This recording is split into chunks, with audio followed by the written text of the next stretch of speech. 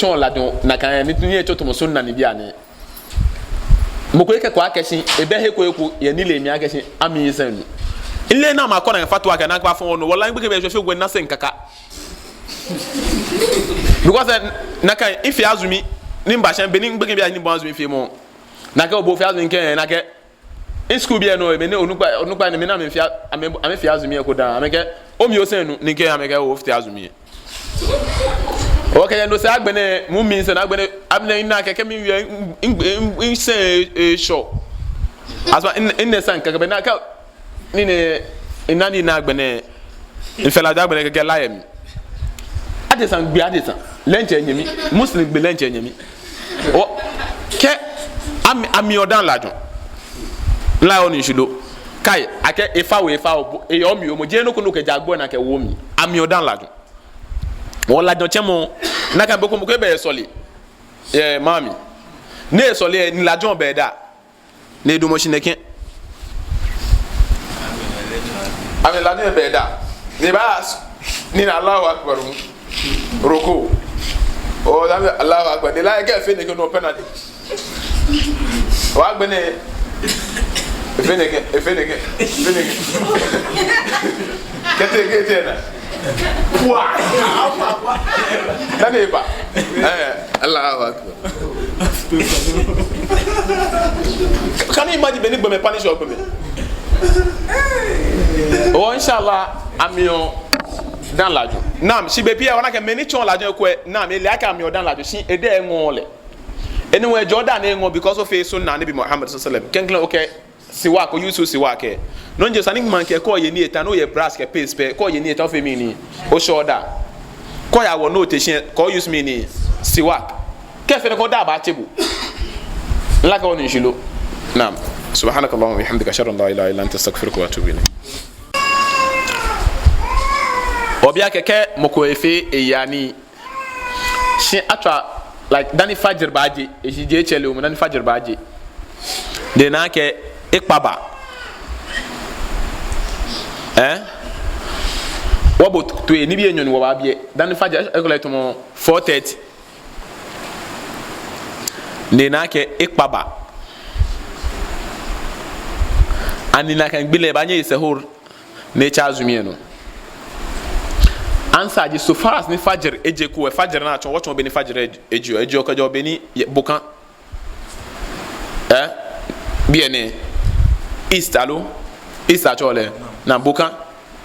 ke die e fi otomo e atomo be ni mune kala yo sile baale tomo alontele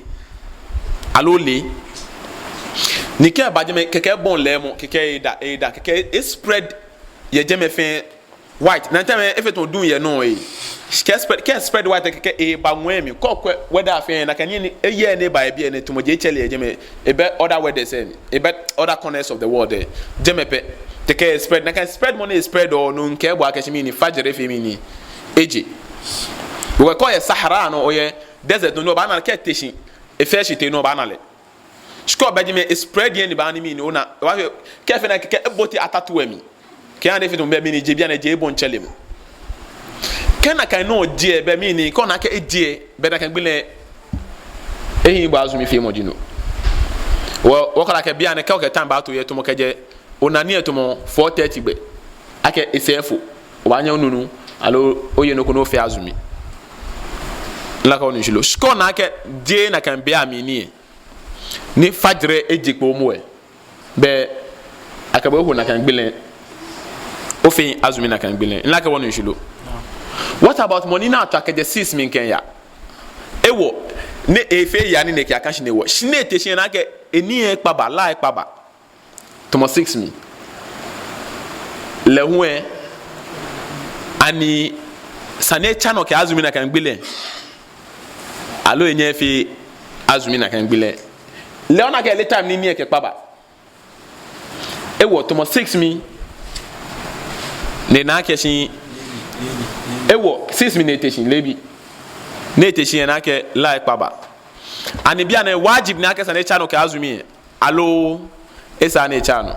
inshallah kan ba so wo bia ne answer ne wo ba answer inshallah one answer first one ne ka fe pi ye ojo mi alo answer le bia ne no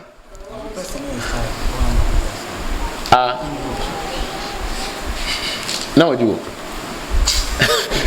nke mo efe ya ni ne ke aka shi ne wo be na eti o chitomo 6 mi ina la eji esefo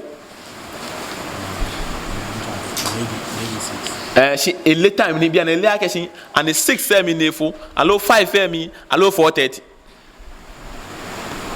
ele anisani efi azmi na kan bile inshallah kan masu wa answer ni a question no answer wo ko first one no okay no ena to 4:30 mi ake ni esefo no ba fi ni ne eni ano keke mi ni echa no ke azumi na woni jilo she ne ele ne heli o shi esefo inshallah kan masu wa inshallah subhanakallahumma bihamdika ashhadu an la ilaha ni ka sema ko wa hala pina kan e ba fi pi ke confuse wo subhanakallahumma bihamdika ashhadu an la ilaha illa anta nastaghfiruka wa natubu ilaik assalamu alaikum